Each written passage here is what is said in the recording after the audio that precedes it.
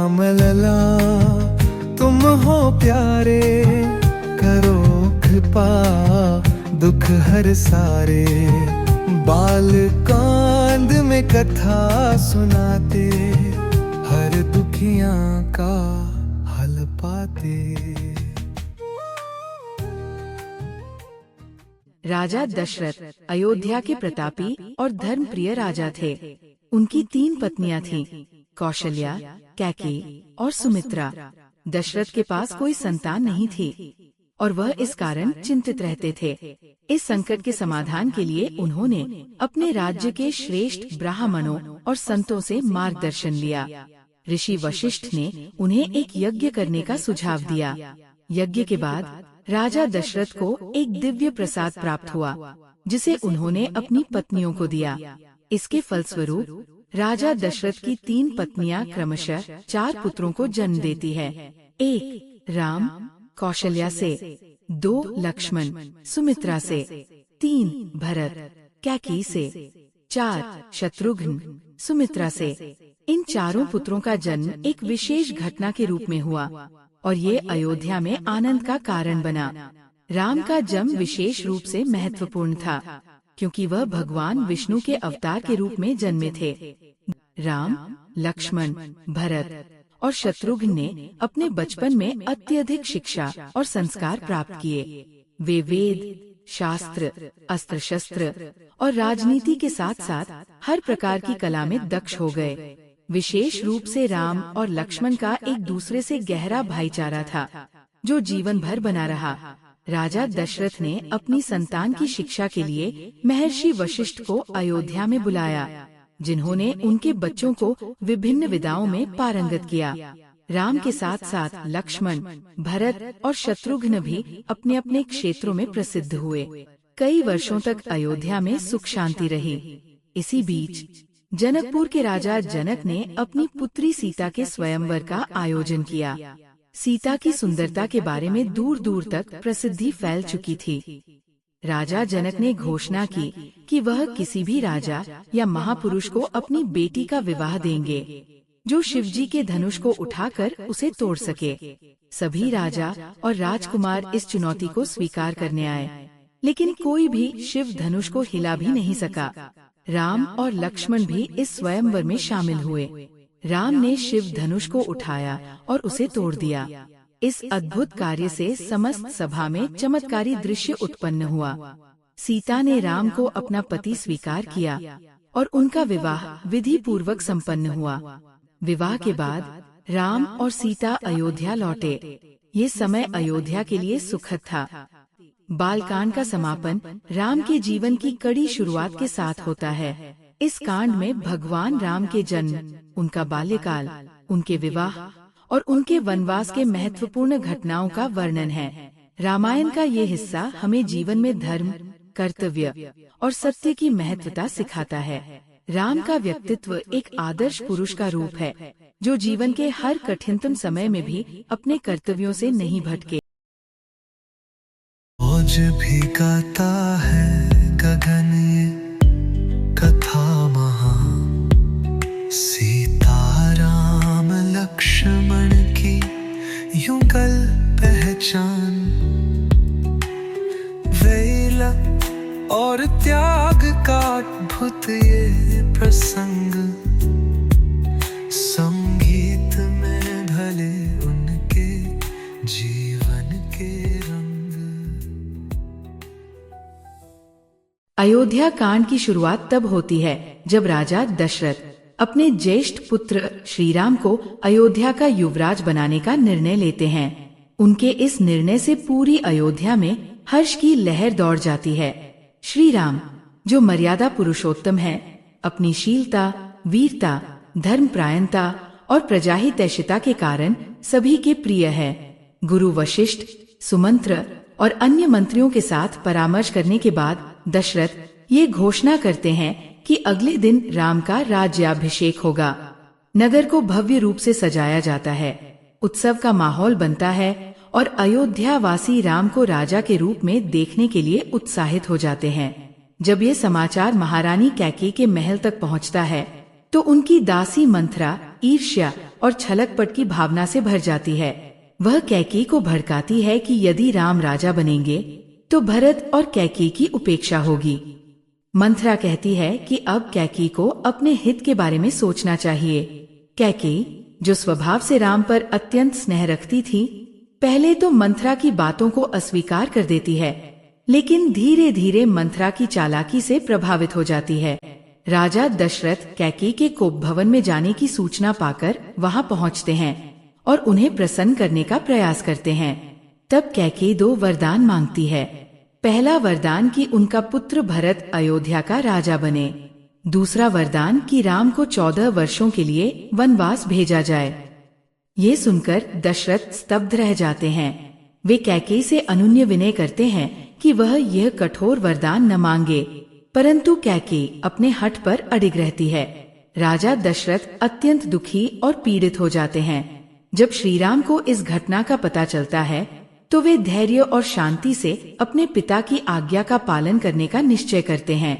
वे माता कौशल्या और सीता को समझाते हैं कि यह उनका कर्तव्य है और वे इसे सहजता से स्वीकार करते हैं। राम के इस निर्णय से लक्ष्मण अत्यंत क्रोधित हो जाते हैं और कहते हैं कि वे अयोध्या के सिंहासन पर राम को बैठा कर रहेंगे, परंतु राम उन्हें समझाते हैं कि धर्म का पालन करना सबसे महत्वपूर्ण है। माता कौशल्या अत्यंत दुखी होती है, किंतु राम उन्हें धैर्य बंधाते हैं। सीता और लक्ष्मण भी राम के साथ वन जाने का निश्चय करते हैं। राम, सीता और लक्ष्मण वल्कल वस्त्र धारण करके वनगमन की तैयारी करते हैं। राम, सीता और लक्ष्मण के वनवास चले जाने के बाद अयोध्या नगर में शोक व्याप्त हो जाता है। राजा दशरथ अत्यंत दुखी होकर राम के वियोग में तड़पते रहते हैं।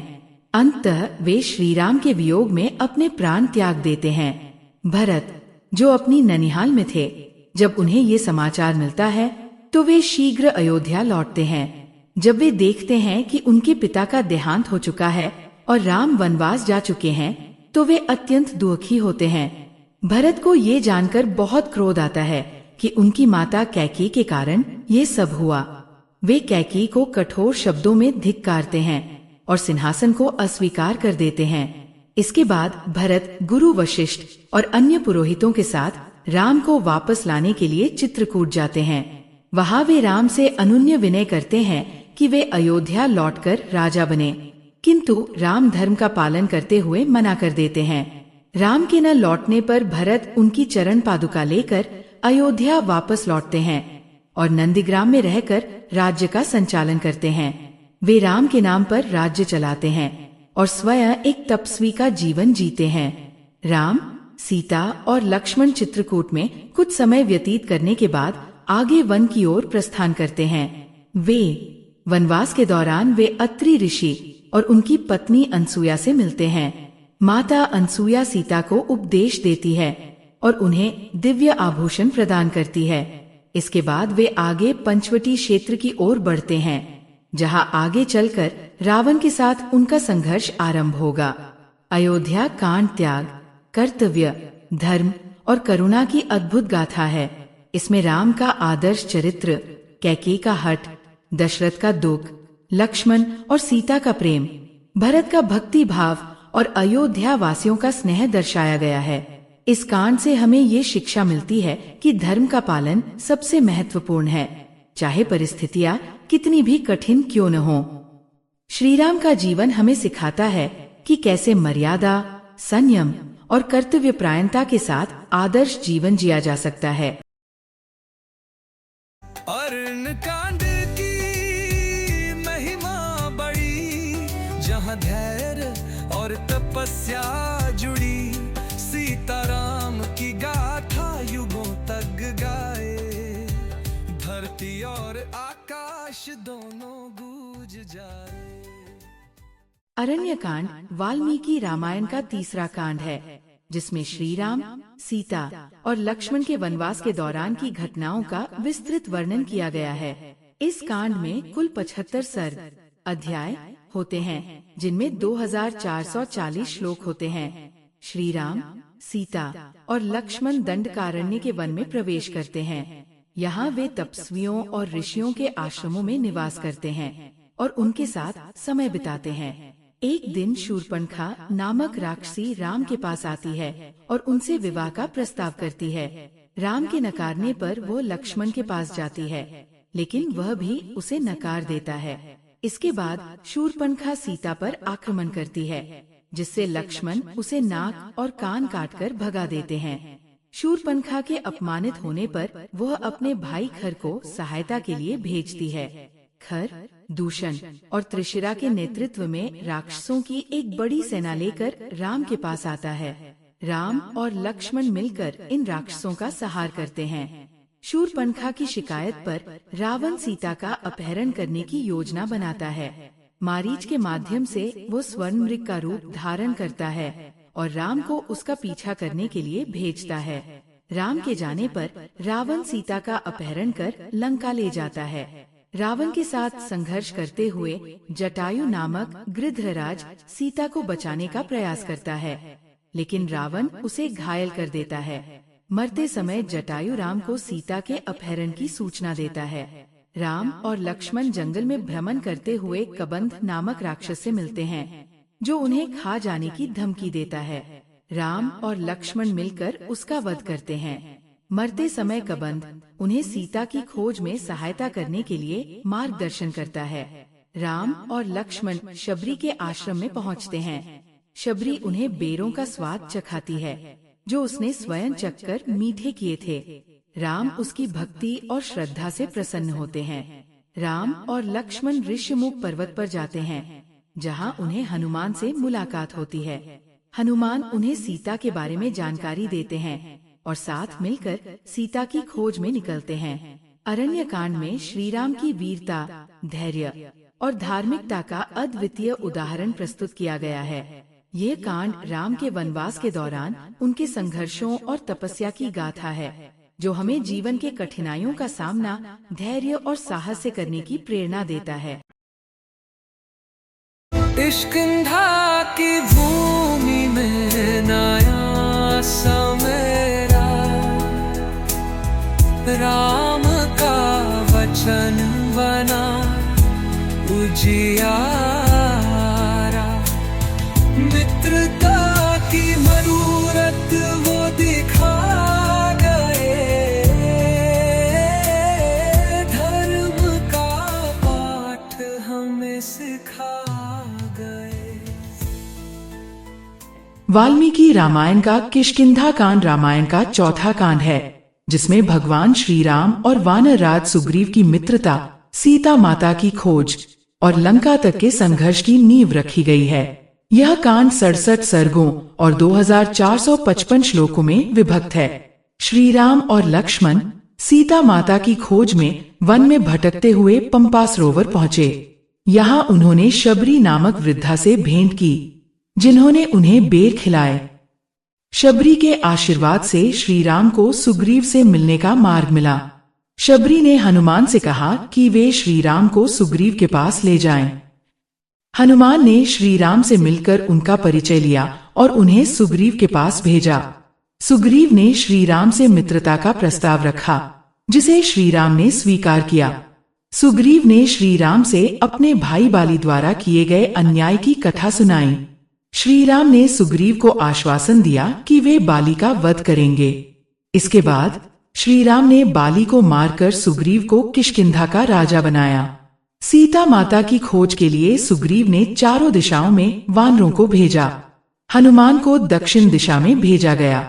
हनुमान ने समुद्र को पार कर लंका पहुंचकर सीता माता का पता लगाया। समुद्र पार करने में असमर्थ हनुमान को जामवंत ने याद दिलाया कि वे कितने शक्तिशाली हैं। इसके बाद हनुमान ने महेंद्र पर्वत को कूदकर समुद्र पार किया। धार्मिक और सांस्कृतिक महत्व। किष्किंधा कांड में मित्रता, विश्वास और संघर्ष की महत्वपूर्ण शिक्षाएं दी गई हैं। यह कांड यह दर्शाता है कि धर्म की स्थापना के लिए संघर्ष आवश्यक है। इसके अलावा यह कांड यह भी बताता है कि सही मार्ग पर चलने से किसी भी कठिनाई को पार किया जा सकता है। लंका कांड श्री रामचरितमानस का छठा सोपान है, जिसमें भगवान श्री राम द्वारा रावण पर विजय प्राप्त करने की कथा वर्णित है। ये खंड धर्म, भक्ति साहस और नीति का अद्भुत संगम है। लंका कांड का सारांश। श्रीराम की सेना नलनील के नेतृत्व में समुद्र पर सेतु का निर्माण करती है, जिससे वे लंका की ओर प्रस्थान करते हैं। रावण की पत्नी मंदोदरी और भाई विभीषण उसे सीता माता को लौटाने की सलाह देते हैं, परंतु रावण अहंकारवश उनकी बात नहीं मानता। अंगद रावण के दरबार में श्रीराम का संदेश लेकर जाते हैं, लेकिन रावण उनका अपमान करता है। श्रीराम की सेना और रावण की सेना के बीच भीषण युद्ध होता है, जिसमें मेघनाद, कुंभकर्ण, अतिकाय आदि राक्षस मारे जाते हैं। विभीषण के मार्गदर्शन से श्रीराम रावण की नाभि में बाण मारकर उसका वध करते हैं। रावण के वध के बाद सीता माता अपनी पवित्रता सिद्ध करने के लिए अग्नि परीक्षा देती है, जिसमें वे सफल होती है। श्रीराम, सीता और लक्ष्मण पुष्पक विमान द्वारा अयोध्या लौटते हैं, जहां उनका भव्य स्वागत होता है और रामराज्य की स्थापना होती है। लंका कांड का संदेश। लंका कांड हमें सिखाता है कि अहंकार और अधर्म का अंत निश्चित है। धर्म, भक्ति और सत्य की विजय होती है। श्रीराम का धैर्य, नीति और करुणा हमें जीवन में आदर्श मार्ग पर चलने की प्रेरणा देते हैं। उत्तरकांड। उत्तर रामायण रामायण का 7वां और अंतिम कांड है। इसमें भगवान श्रीराम के अयोध्या लौटने के बाद की घटनाओं का वर्णन है, जैसे राज्याभिषेक, सीता की अग्नि परीक्षा, सीता का त्याग, लवकुश की कथा और अंत में राम का विष्णुधाम प्रस्थान। यह कांड संवेदनशील, करुणा और धर्म के गहरे मर्म को प्रकट करता है। उत्तरकांड। विस्तृत विवरण। लंका विजय के बाद श्रीराम, सीता, लक्ष्मण और वानर अयोध्या लौटते हैं। श्रीराम का राज तिलक होता है। राज्य में सुख शांति, न्याय और धर्म का राज्य होता है, राम राज्य। कुछ नागरिकों को सीता की लंका में उपस्थिति पर संदेह होता है। यद्यपि सीता ने अग्नि परीक्षा दी थी, फिर भी समाज सवाल उठाता है। राम धर्म और प्रजा धर्म के पालन हेतु भारी मन से गर्भवती सीता को वन में त्याग देते हैं। लक्ष्मण उन्हें वाल्मीकि आश्रम छोड़ाते हैं। सीता ऋषि वाल्मीकि के आश्रम में रहती है। वहीं उनके जुड़वा पुत्र लव और कुश का जन्म होता है। बालक महान विद्वान, बलवान और धर्मज्ञ बनते हैं। राम अश्वमेध यज्ञ करते हैं। यज्ञ का अश्व लवकुश पकड़ लेते हैं और अयोध्या की सेना को पराजित कर देते हैं। अंततः राम के सामने आते हैं और वाल्मीकि द्वारा गाई गई राम कथा सुनाते हैं। राम को पता चलता है कि वे दोनों उनके ही पुत्र हैं। राम सीता को स्वीकार करना चाहते हैं, पर सीता फिर से परीक्षा देने को तैयार नहीं होती। वे पृथ्वी माता से उन्हें अपने में समाहित करने की प्रार्थना करती है। पृथ्वी माता फटती है और सीता उसमें समा जाती है। सभी देवता, ऋषि और लोग स्तब्ध रह जाते हैं। सीता के वियोग में राम विरक्त हो जाते हैं। वे अपने भाइयों को भी अपने अपने मार्ग पर भेजते हैं। अंततः राम सरयू नदी के तट पर जल समाधि लेते हैं और विष्णु रूप में वापस बैकुंठ लोक लौट जाते हैं। उत्तरकांड की विशेषताएं। यह कांड गहरे नैतिक, सामाजिक और आध्यात्मिक प्रश्न उठाता है। सीता के त्याग, राम के धर्म संकट और लवकुश की शिक्षा इसका मुख्य आधार है। इसमें राजधर्म, कुलधर्म और स्त्री की मर्यादा का गंभीर चित्रण है। सो गाइस, अगर आपको ये वीडियो अच्छा लगा हो तो please like and subscribe and मिलते हैं नेक्स्ट ब्लॉग में। Bye bye.